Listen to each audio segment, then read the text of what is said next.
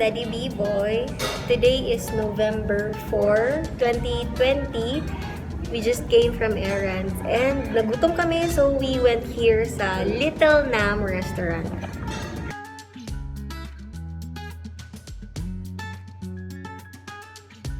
And Little Nam Restaurant. So,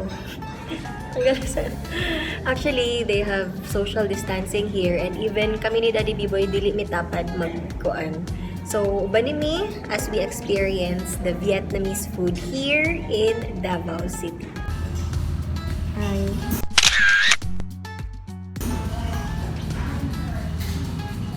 By the way, so asa located ang kaning Little Nam Vietnamese Restaurant? This is located din sa Mount Mayon Street, near Sampaguita Tourist Inn.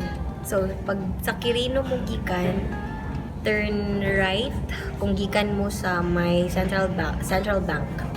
Ayan, turn right. Dali lang siya because very dako ang space din and pag namoy vehicle or private vehicles, don't worry because naapod sila yung parking area. So, that's it.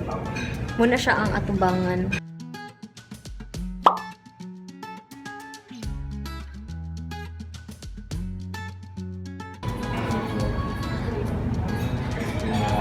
Ito yung kanina, perfectly wrapped na siya, as you can see.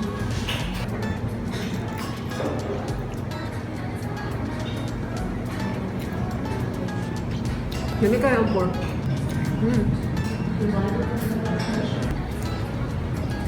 This is the beef soup, beef noodle soup, and nilagay natin yung tauge kasi yun daw yung gagawin. Nilagay natin yung tauge, tapos itong mga basil. That's what I love about Vietnamese food kasi very healthy siya. And more on gulay.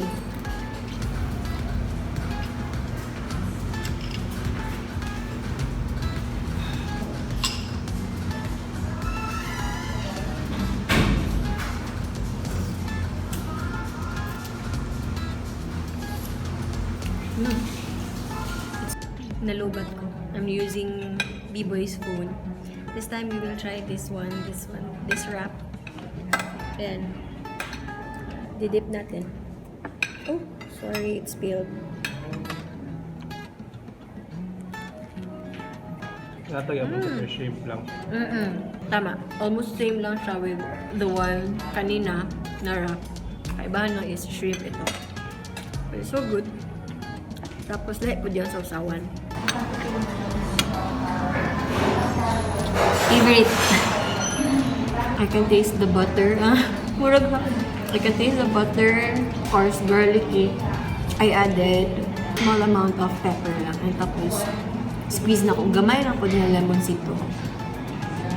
Now we are trying this boy. This is the pomelo salad with shrimp. Try! Yum. I love pomelo. Si Yana po, ganahan po siya pomelo. Try natin.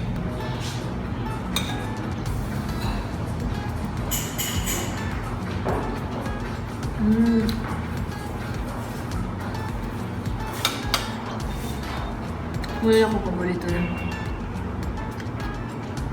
Pinahan kayo sa balsamic vinegar. I think this is balsamic vinegar. Actually, this is my first time trying Vietnamese food. I've never been to Vietnam, pero I learned about their tradition, their food, their culture, sa mga mabasa na to sa internet, watch na to sa YouTube. But bringing Vietnam here in Davao City is really a good idea para dili na nato kinahanglan pa nga maggasto o mahal and dili natin ma-deprive sa ato ang cravings para especially para sa mga mahilig in Vietnamese food. Dili na ninyo ma-miss ang mga Vietnamese food because naana siya din sa Mount Mayon Street, Davao City. You have to try this. I swear. Nahinumduman ako ang friend na si RA. Favorite kayo niya. So I think I have to refer also this to my friend RA. And si Krish, intern na mo dati sa Sunstar. na ato'y Vietnamese coffee shop sa may Abriza na nagbanding ni dati dito and sila nag-introduce sa ako but wala naman to siya karon na coffee shop.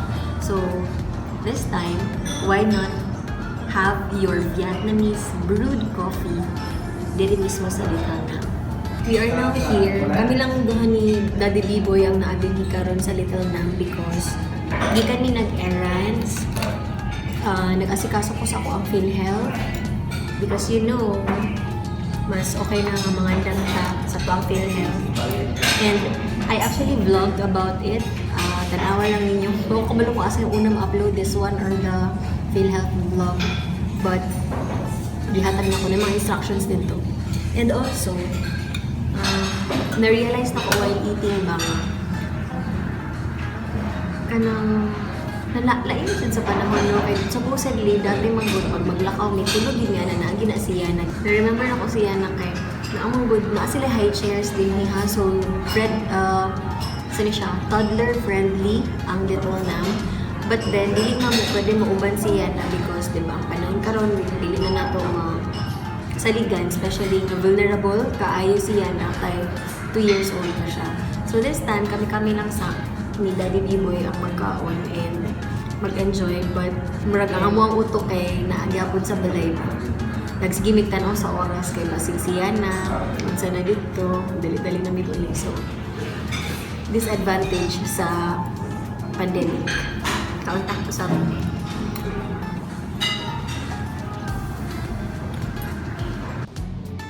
gisabaw sudan sa ba try sa to.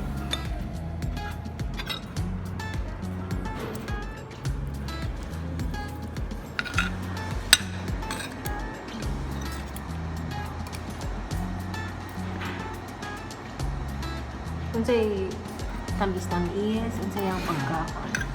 Tamis. Humba nga humok. Favorite ni mo nga humba. Humok ang pork. Humok kayo. Pasado sa lasa ni B-Boy. Sure? Okay, What, Char? May char. Ayan, we are leaving na. Thank you so much pala kay Ma'am Zel and kang Ma'am Lalay. They are very accommodating and very polite. Grabe. Polite kayo sila, dad, no? Polite kayo, gyud. As in, butan kayo. Mailan dyan yung mga butan kayo sila. And to Ma'am Jenny, thank you so much. And kay Kuya, ano si Sir? Pangalan ni Sir? Wala na ako na pangutana ang pangalan ni Sir, but sa may door banda. But thank you so much also, Sir, for also being polite. Ayun. Ayan, we take out the Vietnamese coffee. Iya ha, nahurot na niya. Ako wala pa. Kaya nag-focus ko ganina sa ako ang food. So, ang pinaka-paborito dyan ako dito sa tanan is ang katong pomelo salad with shrimp. Next is katong garlic shrimp. And next is katong pinaka-first na ko nga na-try nga na epic fail ang akong pag-wrap. But ito kong third favorite. And then next is katong wrap gihapon nga shrimp. So, katong third is, diba? Itong third is itong pork wrap. Tama ba? Pork salad wrap. Hindi ko kabalo sa pangalan. Matanggalan ako dito sa screen. And then, ang fourth is katong shrimp wrap. Mga pangalan, oy. Hindi ko kabalo ulit ito kung unsaya na. Basta, napun ako memorize manggot. And then, not so much with the soup.